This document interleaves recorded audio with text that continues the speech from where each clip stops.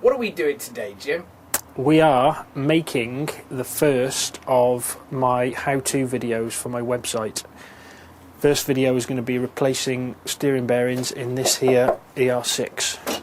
That's what we're doing today, Ben. Cool. So what's first? First thing I'm going to do is, I've got the back wheel strapped down on an ABBA stand, so this is all free. Calipers are already off. I'm going to take the mudguard off, take the front wheel out, take the forks out, and then I'm going to have a fight with this fairing frame because it's kind of all attached. Basically, I want to get to a point where I can get the top and bottom yoke out separately and get the bottom yoke in the vise to knock the bearing off. Actually, while you're looking, the bearings are, it's hard to see possibly, but there's a massive notch in the centre there. You can see the handlebar just pulls itself straight the whole time. See how much force I'm having to put on it. It's just as bad as you could ever imagine. So that's why they need to be replaced. We've tried adjusting them and it makes absolutely no difference. They are properly broken. So how do you know if your steering bearings have gone?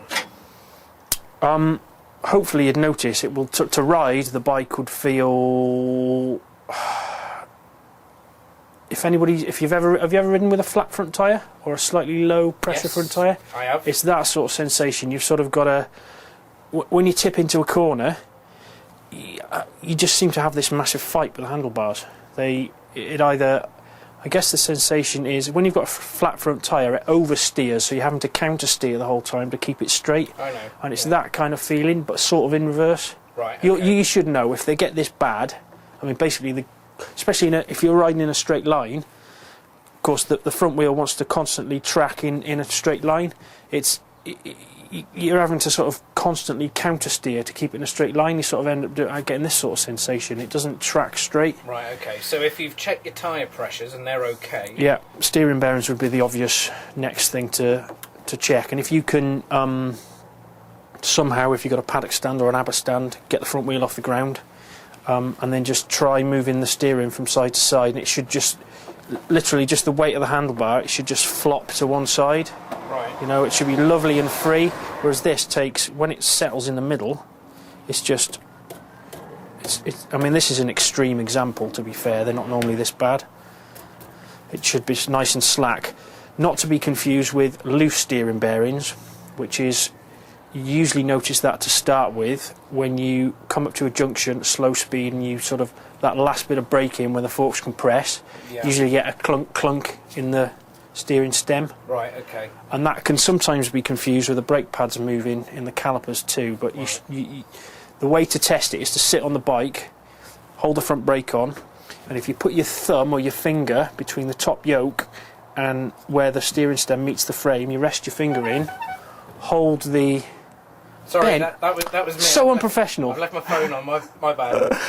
If you put your finger in this gap and hold the front brake on as you sat on the bike and rock the bike backwards and forwards, you'll feel the yoke and the frame, Ben, moving separately. Does that make sense? Yeah, I see. So obviously there should be no movement when you rock the bike. No, you should. The perfect steering bearings would be, you know, it's lovely and free, and there's no resistance at all. Remember as well, if you've got a steering damper fitted, then it's going to feel completely different. You're going to have the resistance of the steering damper. Right, okay. So if you really want to get a good feel, either back your steering damper off all the way, or take the steering damper off completely. But it should be lovely and free, side to side, full lock to full lock, and then you shouldn't have any movement at all in the bearing. When you hold the brake and push the bike down, you shouldn't get any clunking or anything like that. Right, cool. So anyway, strip it. Let's get to it.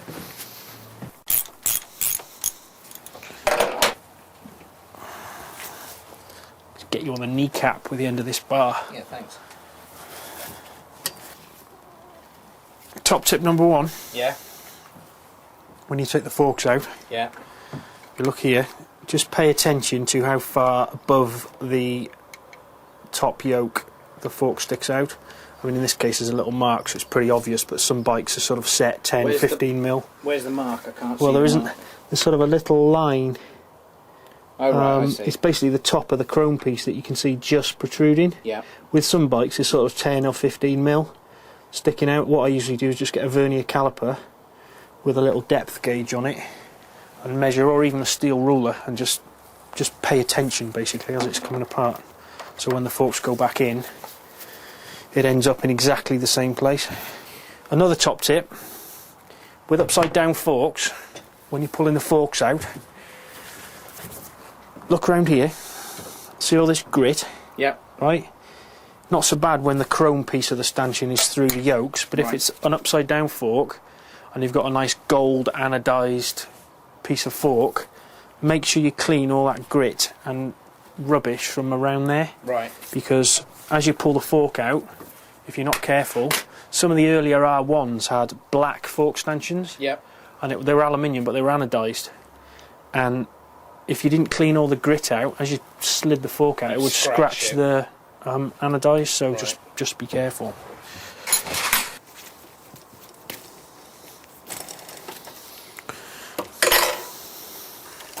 That's where the fun begins.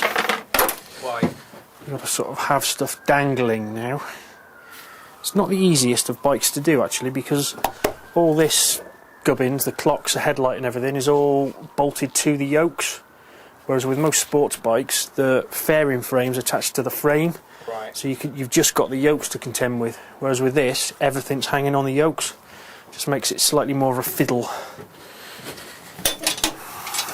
I heard you like a fiddle. It's a vicious rumour. No smoke without fire. Yeah, whatever.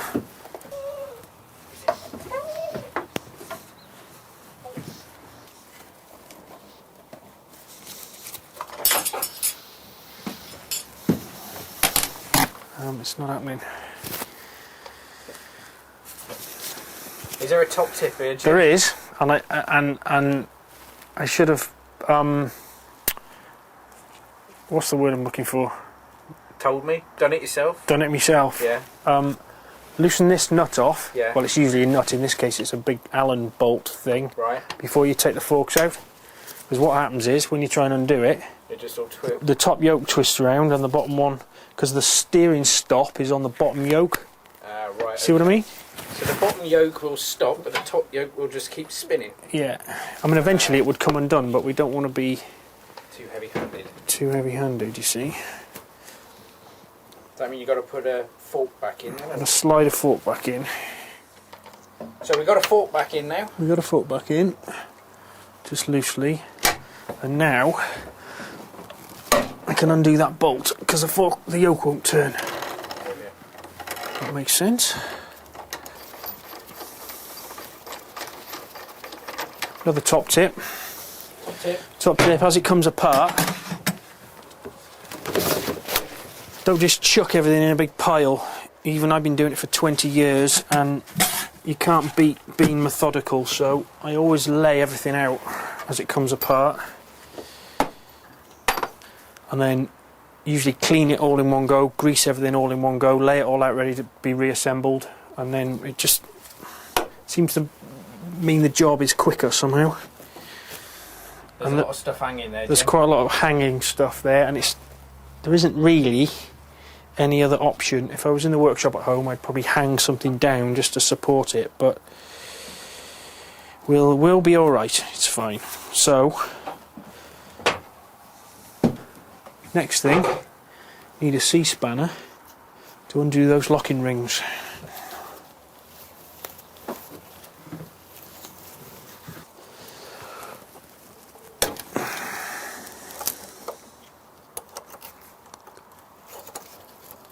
They're separate to each other.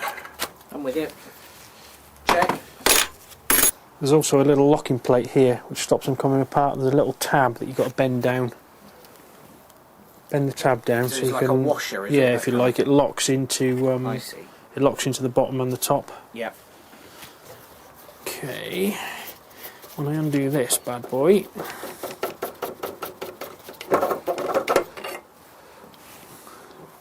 that there is the top bit of the race. Ooh.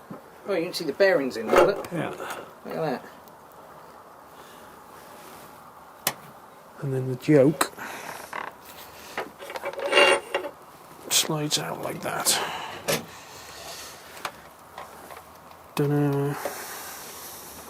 Oh, that you can see there's rust on there. Yeah, the water's got in. That's exactly what's happened. That's why it was so bad. The water's got at it. Now, an interesting little thing. Yeah.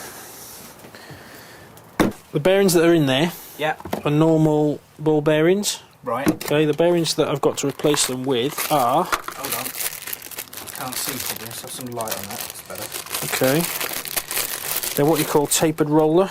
Yeah. See, they've got a little... They're like a car wheel bearing. So Oh, they've right, got okay. flat rollers as yeah. opposed to ball bearings. They're just better. Right. They last longer, smoother operation. Yeah. They're actually easier to adjust as well to get that. You know, earlier on we were talking about that free movement versus having no clunk. Yeah. Well, they're just easier to adjust. Right. Okay. Sounds good to me. Yeah. So how do you get those bearings off that pole thing? It's a steering stem, Ben. Is it a steering stem? Is it? It yeah, is. I thought so. It looked like one. Yeah. Big hammer. Oh right. Okay. Big hammer. So if in doubt, give it a clout. Exactly. Top tip number 3 or 4, I don't know. wherever we are.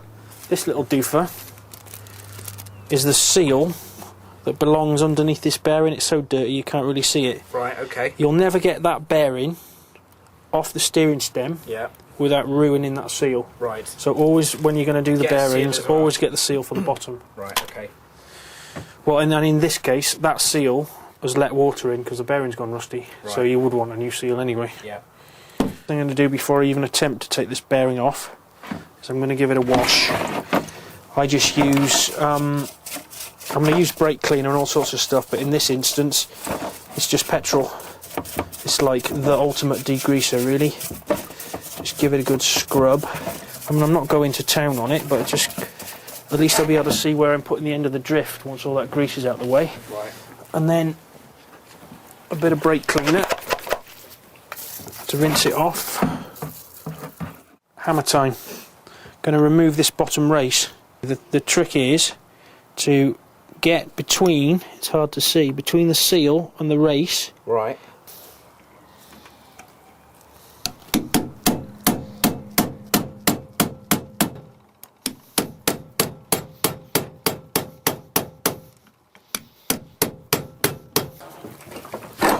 You know, I said use a new seal.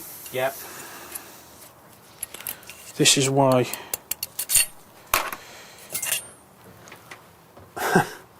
Hang on. Oh yeah, that doesn't look too Yeah, healthy, I mean, does it? you could perhaps be a little bit gentler, but the chances of saving it are pretty slim, really. Yeah, that looks messed up. That's the race that came off. If That looks messed up as well. if we look closely at this, you know, the steering wanted to stay going straight. Yeah. You know, it was rocking to the centre. Yeah. And basically, what the reason it's doing that is, if you look closely on this race, you can see the little ridges. See the little lines? Yeah, see those, and yeah. it's basically where the balls have been sat. So they want to settle in their little recess they've made for themselves. So Yeah. it holds the steering in the central, you know, in that middle position. I'm with you. Does that make sense? That's bad, is it? Yeah, that's bad. It's bad. Right. My old boss once said to me, cleanliness is next to godliness. My mum used to say that to me. Are you sure your boss wasn't my mum? Possibly. So, keep it clean. Right, talking of cleaning, Yeah. now that old bearing's off, give this yoke a proper clean now. Ready for the new bearing.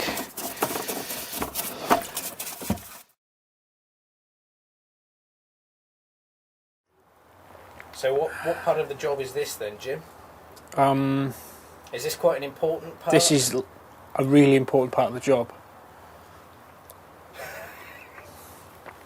Anyway. Plan is knock these bearing races out of this frame. If you get your camera, shine it down this hole, there is a, can't really see, but what I'm going to do, I'm going to slide this drift down. There's a little cutaway in the frame for the drift to sit against.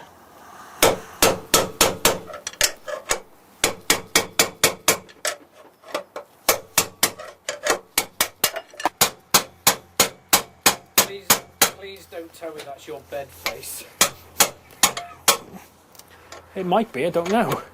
I'll tell you when. That was a ridiculous face then. It's my hammering face. Voila. Look at that.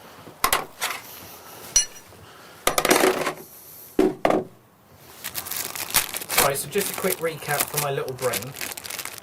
We've taken all of the bearings out. So there's bearings that are on that bit. What's that bit called again? This is the steering stem. That's it. Yeah, everything's removed now. The top and bottom race from the frame and from the steering stem. So that is one of the old races in its 3 pieces. Yeah? Yeah. And then that's one half, and then the other half's gone in the bin, I think. Right, no, here okay. it is. No, here it is. So that's the other one. So these are actually, there's 3 parts to the original. So we've got the rollers and the 2 halves of the race, whereas the one that we're going to be putting in is just in 2 pieces. And these are better. They're better because they're tapered roller. Right. There's basically more surface area. Yeah. If you see what I mean? Okay. So they're long, flat rollers as opposed to ball bearings. Right. So you imagine the bit of a ball bearing that's actually in contact with the surface. You understand? Yes. It's a tiny little amount, whereas Right. that's a long. It's like the difference between having a wide tyre and a thin tyre. Okay. See what I mean? Yeah, with you. More surface area. More surface area. Check. So there's less chance of it wearing out. Righto. Okay. So we've dismantled as much as we can now, so it's Yeah, time to it's put it all back reassembly it now. So a little bit of grease around here. This is, I want a blue Peter, this is one I did earlier now. So I don't actually have to do the job. Let's go to the pub.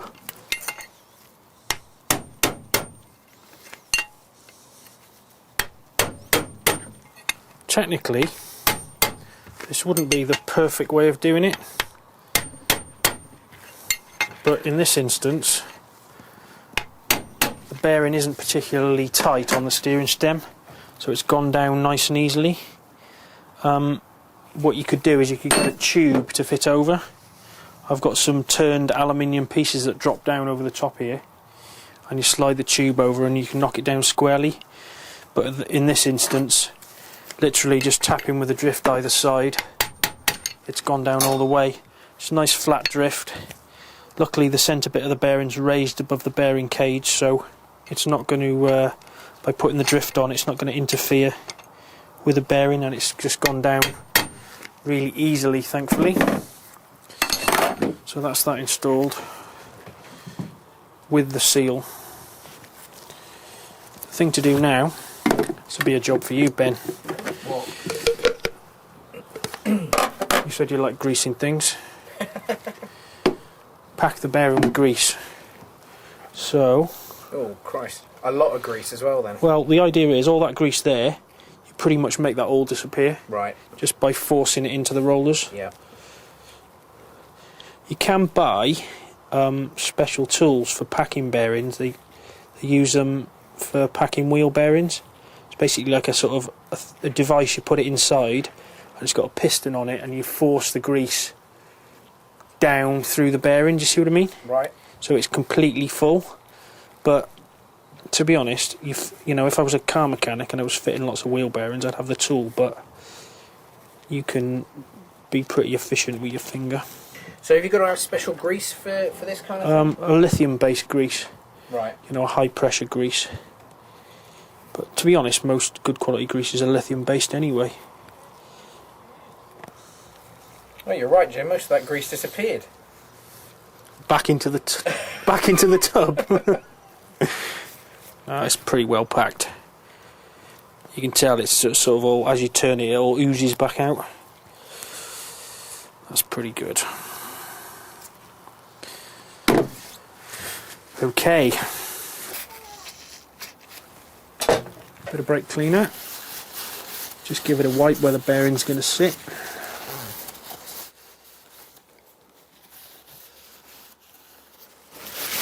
So putting brake cleaner in there isn't going to sort of be detrimental to the grease that's going to be in there in a minute? No, it'll be evaporated in 10 seconds. And that's why brake cleaner is good for that kind Yeah, they use it for, you know, its name gives it away really. It's for cleaning off brake dust from out of brake drums and brake calipers and stuff. Right. Because it evaporates to nothing, so it doesn't contaminate the brake pad or the clutch or whatever it is you're spraying it onto. Yeah. A little bit of grease just to help it on its way. Like so. The new bearing race. Now the way to do it is, if you very gently just line it up and just get it started.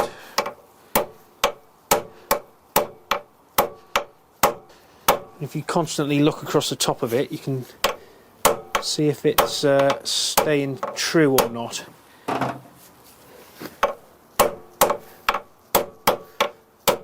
So what you don't want to have happen is it start to go on a little bit of a twist, because if it does, it isn't ever going to go in.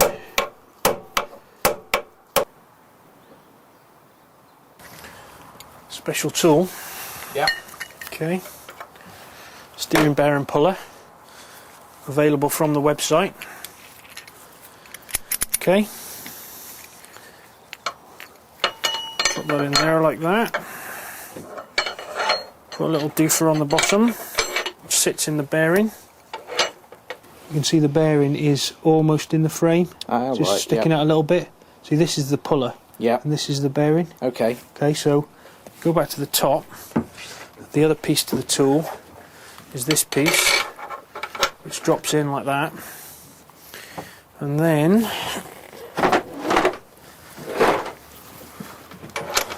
there's this little jobby.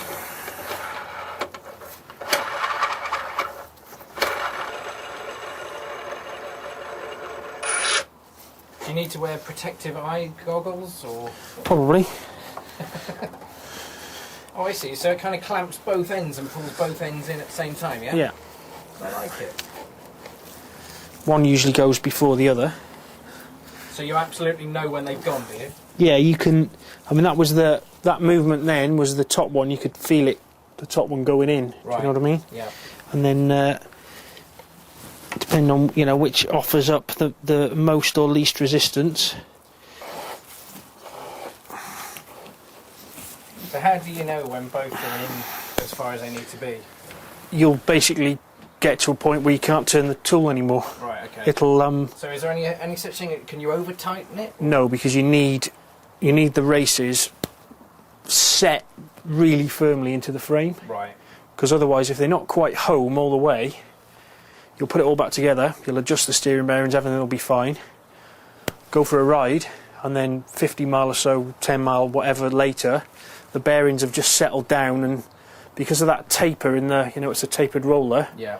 It basically the forces of riding will seat the bearings more into the frame. You'll end up with that play we were talking about earlier on. Right. Okay. And then you'll have to readjust the bearings. Right. Very occasionally, no matter how well seated you think you've got them, you find that after a couple hundred miles, you do just need to nip the bearings up ever so slightly. Right. Just them settling down into the frame. But this gets them 99% of the way in. Cool. See, it sits against a flange in the. Yeah, I'm with you. Yeah, So I can just- see that. Yeah. Yeah. Oh yeah. That's a pretty nifty tool then, really, isn't it? Yeah, and then the same with the top. You can see it sits down perfectly onto the. A bit of grease in the way, but pushes it down nice and snug. So it's quite important to make sure they're both in in square, I mean, the trick is getting them to go in dead straight. Right. Because if you twist them just a little tiny bit, they can jam in the, and it's a nightmare basically. So just my advice is buy the tool, and I'd be more than happy to sell you one if you really want to buy one off me. There is a link on the website actually. Tools, I think it is. Special tools. There's going to be some available for sale on there. And what, you get this kit down here, do you? You get the whole kit, which has got different size bits in and whatever. Okay. So not only could you do your bike, you could do your mate's bike. Well, exactly. I mean, I've got customers that have bought tools off me, and they sort of, their mates will go halves or split it 4 ways or whatever, and they've, one of them's fairly mechanically minded. They buy the tools between them, and then, maybe I'm doing myself out of a job, but... But then if you're someone like me... Yeah, you'd get me to come and do it, wouldn't you? Because you couldn't be bothered. Exactly. And, I often do work for people where they're a little bit unsure, and, I'll go and help them do it, or whatever it is, it's fine by me. Cool. Where's Ben? Where's Ben? There's Ben. Where is he? Sit. More cleaning, Jim. Cleanliness, I can't speak. Cleanliness is next to godliness, mate. If I've taught you nothing, I've taught you that. Surely. Yeah, good action there. Just going to pack this bearing with grease. This is the top one that sits in the top here. Just before I slide this in, I'm going to put a big dollop of grease around there. Jesus, that was a dollop. It'll just, over time, it'll just sag in and find its way into the bearing. Right. It can never be too much in there, can there? You strip these bikes down half the time and you swear they had absolutely no grease in them from the factory. Completely bone dry almost. Right. Rather be a little bit too much than not enough. So, slides up into there. So with that bearing on the bottom, that should just slide. You don't have to bang that in. No, because the race is already in. Right. So, like that. This bearing, drop that over. Slides down in there like that. Yeah? Yeah, check. Okay. We've got an oil seal that goes on there like that. Okay. And then we've got this washer which has got the recess that the seal runs in. So recess facing down. Yeah, so it fits into the seal. To be honest, not all bikes are the same, but if you just pay attention as it comes apart, see that sits up on there eventually when it's all down. Check.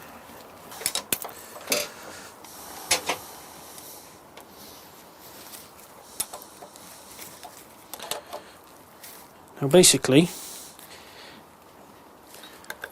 the way I do it is I tighten it as tight as I can get it without absolutely swinging on it, then I back it off about 1/4 of a turn. Why?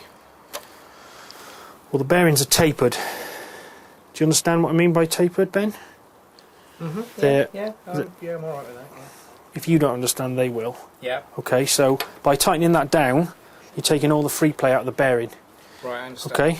Okay? So it's completely tight. So if you left it like that, they would bind on each other. And just from experience, by backing it off about 1/4 of a turn,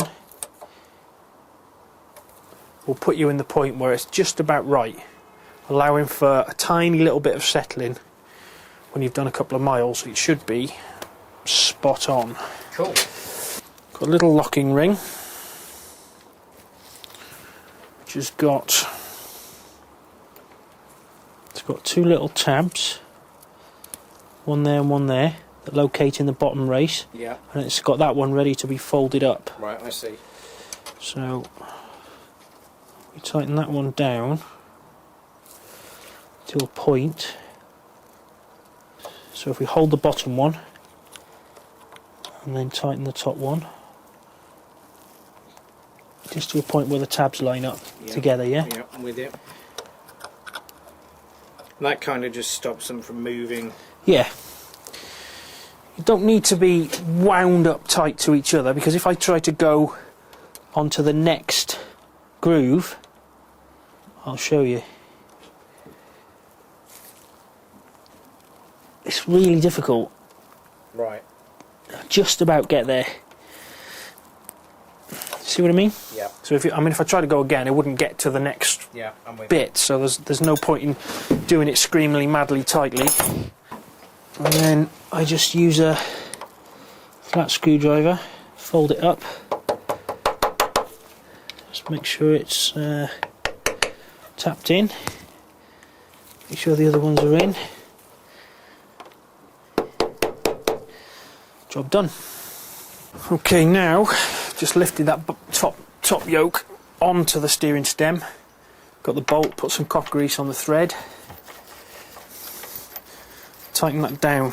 Now, there's a little bit of a trick here. You like tricks? I like tricks. Okay, we're just going to nip this down, but not tight. Just to the point where there's a little bit of resistance. Okay? Yep. So you can still move the two yokes independently of one another. Yep. I mean, it's hard, but they're still movable. And then at that point, slide the forks in.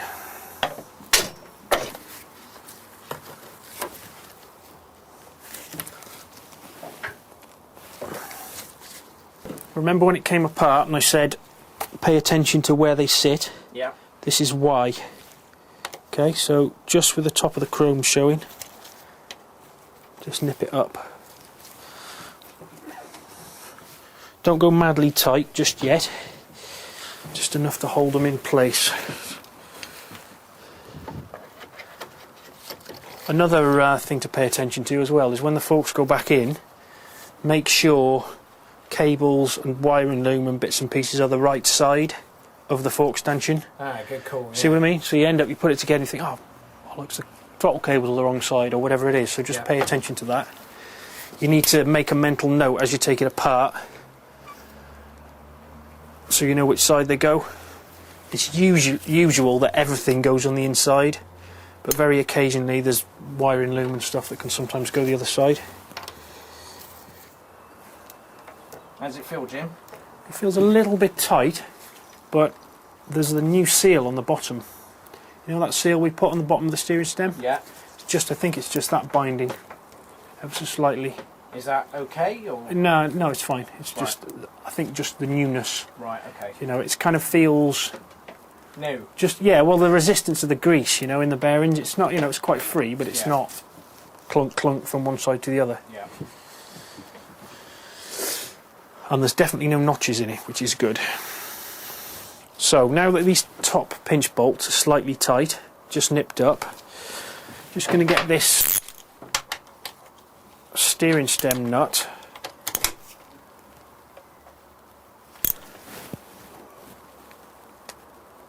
just seated properly. We don't go mad because I don't want to twist the two yokes out of alignment. Just so that's sort of seated and it's all down. And then you can go on and tighten up the pinch bolts on the yokes. These things here? Yeah. Right, okay. Top and bottom. Yeah. You know, if you're unsure about how tight to do them, just buy yourself a torque wrench and use a torque wrench. Where did you get the torque settings from, though? Out of the workshop manual. Right. Or if you email me and I'm in a good mood, I'll tell you. Cool. So, I don't need a torque wrench because I've been doing them up for 20 years. But so you're really great. I've got a torque wrench built into my elbow. Is that what you call it? So they're all nipped up now, all the pinch bolts. Yep. And then the final thing is to... So have you got a... Because obviously once you put the forks in, Yeah. then both of the yokes are going to be aligned with each other anyway, are they? Theoretically, But yes. it's always best to have a look with your eyeballs. When it's finally together, Yeah. you'll sit on the bike and get the handlebars dead straight. So you're looking down over the top yoke and you can see the handlebars and everything in relation to the tank or the sides of the frame. It's dead straight. And then you can get somebody to sight up the front wheel. Right. They get on their hands and knees and look dead in line. Or you can do it yourself if you've got a paddock stand. And you can just sight the front wheel up and you'll see, because the discs are on either side of the wheel, Right. one disc, you can really tell whether the front wheel's straight or not. But doing it this way, it shouldn't be a problem. And then the last thing is just the final bit of torque on that. That's you this time. It is me this time. Final little bit of torque on there, Right. just after everything's tight. Yeah. But again, if you don't know how tight to do it, get a torque wrench. Within a few foot-pounds either way is not an issue, you know. Right, okay. Cool. Okay, Jim, I'm not an engineer or anything, but these forks here are not pointing in the right direction.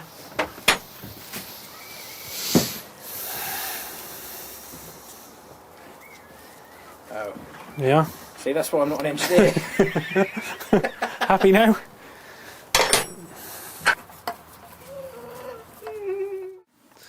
What did you learn today, Ben? I learned that you need to put far too much grease on bearings. I learned what a chamfered edge is on a bearing thing. What else is there? You weren't paying attention, were you? Yeah, a little bit I was, yeah. I mean, it was all very interesting, I just can't remember it all. What's that on there? What? What's that on there? Copper grease. What's that for then? Copper grease has a very high melting point. Ah, see? I think I knew that.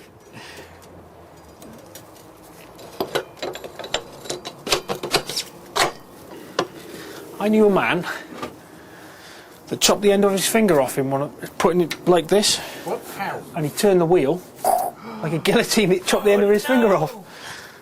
There's top tip. Yeah. Don't chop. Leave the tips of your fingers off the...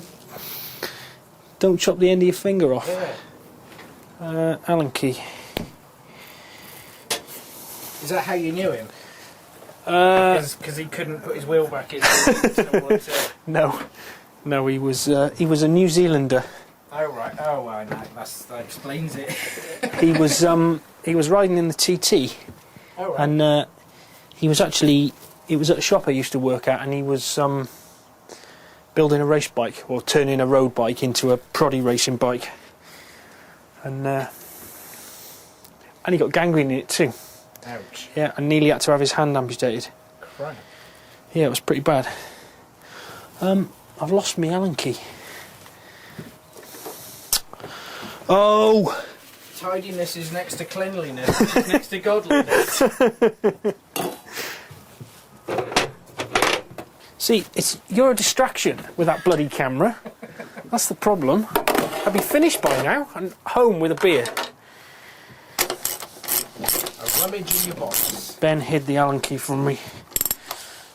Not true. It's a tissue of lies.